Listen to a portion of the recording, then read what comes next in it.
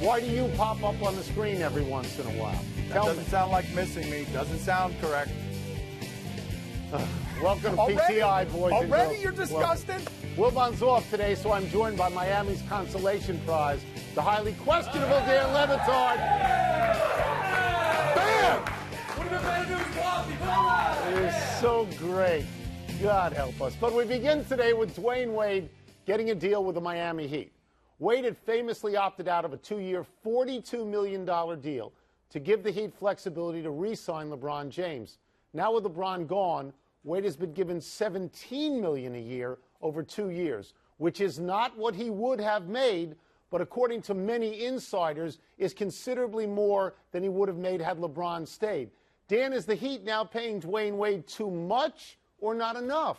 I think they're paying him correctly, Tony. I know the nation at large saw that 7 for 25 way that they punctuated their partnership and says he's spent. But he was 19-5-5 with the best shooting percentage for a shooting guard in the league last year, and he's made sacrifice after sacrifice for this team. And even though I can't say it, that sacrifice is worth something to them. So you think I'm wrong when I look at him as a basketball player and I say that he is in the process of decaying, and with all the minutes and all the hard work he's spent, that it may come quicker, than anybody wants it to, and that in him and Bosch right now they have, a guy on the way down and another guy who just is a one-dimensional jump shooter.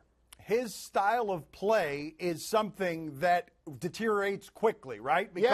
Because for years he's been someone who jumps a lot and falls a lot, and you saw the explosiveness looked like it was gone at the end. Yes. But I would say to you, Tony, they've asked all these guys to reinvent themselves, and I would say to you that he's been playing off the ball. LeBron has had the ball. He's been playing off the ball. He had to play a different style of game, so that would be the hope. That leads to something. And I mean, I don't know that you can reinvent yourself 3/4 of the way through your career, but for the sake of argument, let's say that he can. Is he happy that LeBron is gone because he gets a chance to be who he used to be, or is he sad because he sees the championship just drifting away quickly? Well, he got his team and his city back, but one of the things that happened here, Tony, is they used each other, right?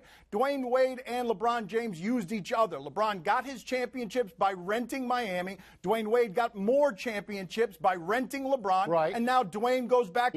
He'll get richly rewarded, GM, coach, shipbuilder, whatever. But how long, honestly, do you think Dwayne Wade has left? Or are you saying he's going to be great again and reinvent himself? I would say 3 years. He's got 3 years left, and now's his chance to prove what he's got left. And by the way, basketball. If Miami were to finish ahead of Cleveland this year, there would be great justification and vindication on the part of Wade and Bosch, right? Does that bell not mean anything anymore? Did that stop mattering around here? Did you guys change the rules around here when I've been gone? Let's stay with basketball and the transaction because we haven't gotten quite enough of that over the last month. Andrew Wiggins had a dunk and a block yesterday. 1 dunk, 1 block in the Summer League, and that's all we needed to talk about Kevin Love again. So, Tony, talk about Kevin Love again. Should the Cavs trade Wiggins for Love? Yeah, I'll get to that. I want to emphasize what you were saying about Wiggins. It's a great block. It's a great dunk. He's playing against rookies and scrubs at the moment. And by the way, his shooting percentage in the Summer League is now at 38%, and he's had diminished scoring in 3 games. He may be great. But if you look around at the rookies who are great right away and wowed you right away, you got Kevin Durant, right? You got Derrick Rose, you got Blake Griffin. Then you have to pretty much go back to LeBron James. Right now, Andrew Wiggins has possibilities. He may be great. Kevin Love's a machine. I make that trade 100 times out of 100. He's 26-12, right, as a 25-year-old. I think one of the things that's lost here, though, Tony, is LeBron's got a ton of power, more than I've seen from an athlete in American sports, but Kevin Love also has some power here. He's got to agree to a long-term deal. You do not trade Andrew Wiggins for a year of Kevin Love, and Kevin Love gets to decide whether he wants to play Hasn't in he said he would? Hasn't he indicated that he would like to play with LeBron James? Look at that team. They have a fabulous prospect at point guard in Kyrie Irving.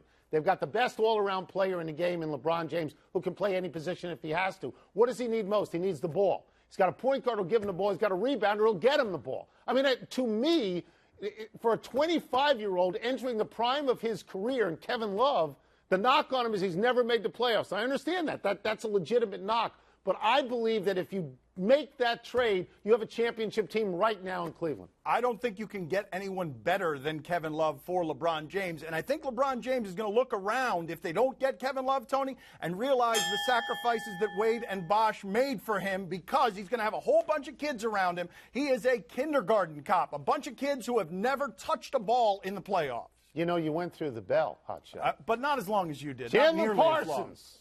Chandler Parsons will play for the Dallas Mavericks next season because the Houston Rockets declined to match the offer.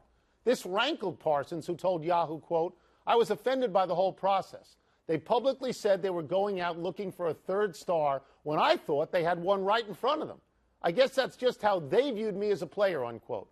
Danny, should Parsons be offended by the Rockets going looking for a third star who isn't named Chandler Parsons? I love that the Rocket offseason began with, are we going to get Chris Bosh and Chandler Parsons, and then became about Jeremy Lin and whether he was offended by Carmelo Anthony having his uniform number and the recruitment, and now we're here. Chandler Parsons, Tony, was going to be stuck playing for under $1 million next year in Houston. He should be grateful to Houston that they gave him his free agency because he just got a ton of money. He should be more grateful than annoyed. This is the part that I don't understand. Chandler Parsons goes out, gets a deal from another team that he likes and accepts the deal, and is now angry that nobody went and said, please come back, we will match the deal. If you don't want to play in Dallas, don't sign the offer. And if you do this just as strategy, your strategy failed. It simply failed. And now, and the implication to me is that he doesn't even want to go to Dallas. He's a very nice player. Is he a star right now? Well, I don't think so. Well, he thinks he's better than you do. He thinks he's better than the better Rockets than I think. He thinks he's better than you think he is, and I think he's a very. What did I say? He's a very nice player. But the reason he would have been the third star there is because they didn't have a fourth star, or he'd have been the fourth star. He's a nice player. But in order to leave something that's comfortable, in order to change, one of the things you need is an emotion like hurt, right? In order to do what it is that he did, he's got to be hurt by the process. He's got to feel something bad in order to make the move. Otherwise, he would just stay there. So you think the hurt is the good thing for him? I don't know if it's a good thing for him. Are you like Dr. Phil? Are we going into the Dr. Phil show with you? I was trying to do that, but look, that bell again, that pesky bell moving us along. Look, Tony, a story outside of basketball. Jimmy Graham, who used to play basketball and probably knows LeBron and would trade for Kevin Love, also signed with the Saints for a record for a tight end, $40 million. Should he be thrilled, even though he just got less than Kyle Lowry? Well, I don't think you can compare the NFL players with an NBA player. Should he be thrilled? It matters whether or not he's involved in something honorific, because he's got the greatest contract ever for a tight end. On the other hand, it's not a contract worthy of a great wide receiver. I want to give you a couple of things here in terms of he's not being paid like Roddy White. He's not being paid like Brandon Marshall. Vincent Jackson and Mike Wallace have more guaranteed money. Neither of them is as productive as he is. He led the league in touchdown receptions. So, the part I don't understand is this. Why did he sign the deal? If the deal isn't what he should have gotten, is there not a mechanism where you can hold out? No, well, it's $5 million more than Gronkowski. It's $21 million guaranteed dollars. Only two wide receivers in the league have more than that. That's why he signed the deal. But I understand, Tony, why it is that he would be happy with something like this. I also understand he's underpaid. He is absolutely underpaid for his production, and you do get to a place in sports. Fans don't necessarily understand this. You compare dollars with the others around you. You see what your value is. He is absolutely underpaid compared to his production. Here's the circumstance that I look at here. Football, it seems to me, the only sport, certainly not baseball, certainly not basketball. In football, they slot you by position. If you're not a quarterback, if you're not a wide receiver, you are told you're not going to get this kind of money. I thought he was a wide receiver. Most of the time he ran routes, he ran as a wide receiver. But because there's a code in football, he could not get the money. And if he's franchised for a couple of years, he's still not going to get wide receiver money. He's not going to get it. Do you realize that tight ends are the lowest paid by average position in the sport? They're only above kickers. That's all they're above. That's it. You know what? Wilbon, I bet, didn't know that, and now I know it. I feel good about that. The All-Star game is tonight. Gratitude. This will be Derek Jeter's last All-Star game, and he will lead off for the American League. Adam Wainwright, Felix Hernandez, and Clayton Kershaw will pitch, and they've been dominating this season. Troy Tulowitzki, Jose Abreu, and Miguel Cabrera, they'll all start. They lead the majors in batting average, home runs, and RBI, respectively. Dan, is this a special night in sports? It is. I don't think all All-Star games in baseball are, but I do think this one-star baseball game is. This is about Derek Jeter tonight. Tony, you know something tonight is going to happen because baseball does these moments better than any of the other sports. Something tonight is going to happen that will move you involving Derek Jeter because baseball has almost a copyright on nostalgia in sports. They do the emotional very well, and tonight's going to feel good. I wouldn't say this for all baseball All-Star games. I will say so for tonight. Are you suggesting that somebody will go to Adam Wainwright and say groove one so that he could possibly hit it out of the park? Are you Something nice will happen. Something nice will happen. The ceremony, whatever. Something emotional will happen. All the other All-Stars will stand and applaud with respect. It'll be cool. I like the baseball All-Star game. I'm old. I like baseball. I like the baseball All-Star game more than any other All-Star game. I like to watch the great hitters against the great pitchers. I liked it more, Danny, before interleague play, which I think is far too common now. I preferred it when people did not meet each other except in All-Star games or World Series or stuff like that. But I will also concede that as special as an All-Star game may be, that it's not going to have those spontaneous crowds that every city saw for the World Cup. It's not going to have that. Baseball is almost beyond that now. And when you lose Derek Jeter, you look around and you say, who's the next Derek Jeter? Maybe for a year or two it's David Ortiz because of that face and that presence. But who's the next guy? He's old, too. Baseball's got a problem on its hand with the ADD Twitter age. The median age in baseball, watching baseball, is 53 years old. It's almost you. 53 years old, which is those were the good old days, young baby, compared to you. Yeah. I mean, at 53, you were still making out in the back seat, in the back of your car, right? At 53, like. Well, I had a good car. And then I switched to a two-seater, so I don't have that opportunity anymore. I mean, I don't want to get overly nostalgic for baseball, but I do agree with you about big moments, and that is precisely because of the pauses in baseball that don't exist in football or certainly don't exist in the NBA. That was the bell. The bell. Thanks, Keith. The bell. Let's take a break, but coming up, LeBron James wearing a LeBron James T-shirt, fair or foul? Plus, Drake's beef and Germany's celebration. I make Tony hate, what's the word, next? If anybody can make me hate the games, it's you, because you sabotage the games. It's difficult. You love that segment we just did. We brought fire right there. Well, we went quickly. Pardon the Interruption is presented by Care. Word up, reality. What's first? You know me. LeBron wearing a shirt of himself while touring in Brazil is a blank move. It's a selfie move. This whole thing is about LeBron celebrating LeBron. You would think that if he would go to another event in another country, that he might want to low-key it with all the notoriety of the last couple of weeks. But I think this is about the brand. I think that he can get these T-shirts sold in places other than America. He can get the headphones sold in places other than America. He's the biggest star in the world in sports. I don't think it's an accident that he takes that picture outside the largest religious statue in the world. I think it's vaguely aspirational. I'd argue, that he was mad. He was seething. He wanted that statue to be of him. I'd go with the word narcissistic with fantastic. Merge them to make it narcissistic, because it's tremendous. I love that LeBron is unapologetic while sitting there talking about going home, unapologetic about, me and more me. Next. We're going to keep that on tape right here so we can have that forever. Dan saying me on me. Nick Kyrgios took a blank shot at Drake.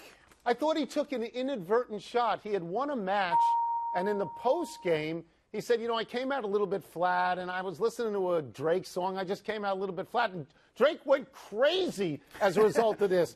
Drake crushed him. He essentially called him, a complete non-entity, and he said, and I'm quoting here, I want to chop him right down, unquote. You talk about going after an ant with an elephant gun. Why would Drake beef down like this, Danny? Oh, benign is the word I would go for, but the reason that he did this is because Drake is a front runner, and so he will only be near you or around you celebrating you if you're a winner. That's all Drake does. He will go to your side, and he doesn't know who this guy is. If it was Djokovic, Didn't this guy beat Nadal? Didn't he beat Nadal? And he won this match, too, and he called him a loser anyway. Yeah, but that's Drake. Drake only associates with winners. But the guy was kind of right about Drake's music. It's unbelievably soft. God, I love you on this show. Next! This next You one. do? It was a blank move for this fan to charge the mound on behalf of the team he loves. It was a felonious move. This guy should be in the pokey. A guy gets hit. He doesn't even seem to care that he got hit. He walks to first base, and this 35-year-old adult comes out of the stands and tries to get in a fight just like a child. This is completely wrong. Yeah, well, who died and made this guy...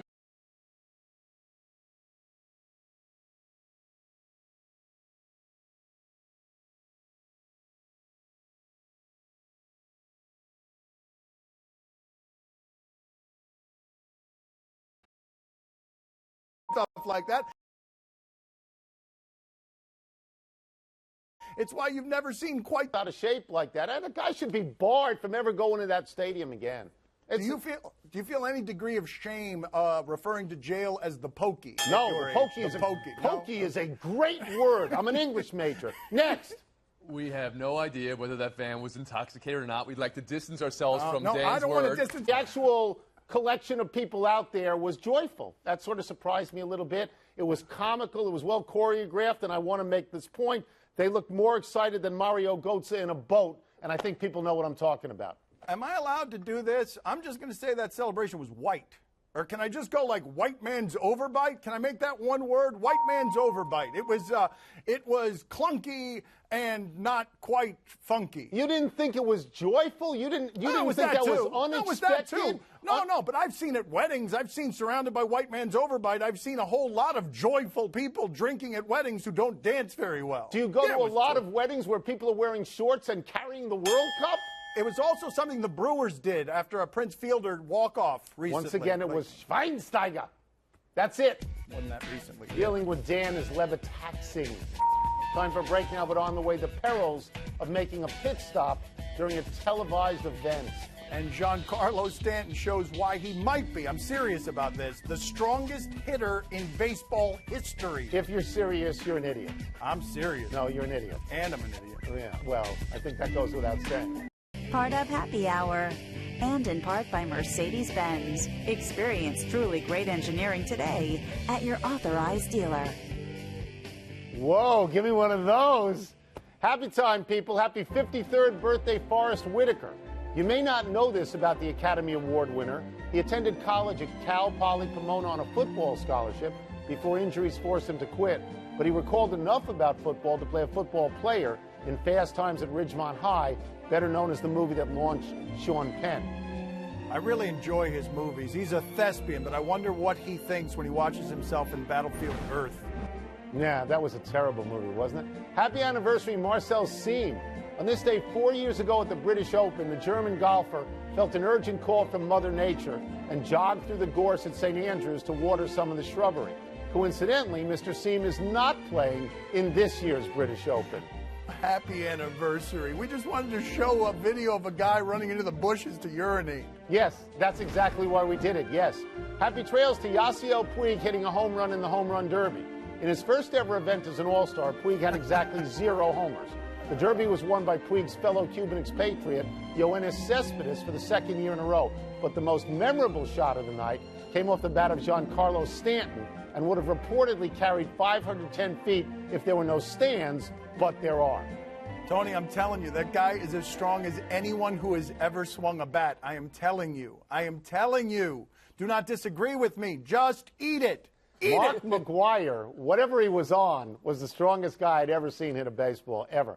Time to find out where we messed up, Reali. Happy trails. Also, Carlos Boozer. Just saw Sam Smith report the Bulls are amnestying him. Also, Dan, you said only 2 receivers make more guaranteed money than Jimmy Graham. That number is 8. Tony mentioned a few. Mike Wallace, Vincent Jackson, Roddy White. In total, 42 offensive players more guarantees than Jimmy Graham.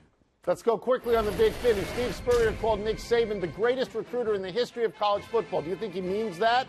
He usually means what he says, and he's probably right. The Wizards signed Chris Humphries, 3 years, almost $14 million. Is that a big deal? No, this means we get third-string Kardashians in Washington. A-Rod's own attorney is suing him for $380,000 in unpaid legal bills. Your thoughts? I couldn't have imagined a decade ago the way that A-Rod's career has ended. Ricky Rubio reportedly wants a 5-year max extension. Is he worth it? No, not max. He's a great assist guy, but he shoots 38%. No, he's not. He's not a max player. Last one, the All-Star game is tonight. Who you got? Did you really just ask me for an All-Star game? I did, indeed. I am absolutely not doing that. Fabulous. An All-Star game prediction? Happily, we're out of time. We will try and do better the next time without him. I'm Tony Kornheiser. I'm Dan Levitard. You'll be without me tomorrow. Wilbon's back. Watch Highly Questionable on ESPN2, 4 p.m. someday. Let's go back to Washington Castle, shout out. This is Sports Center.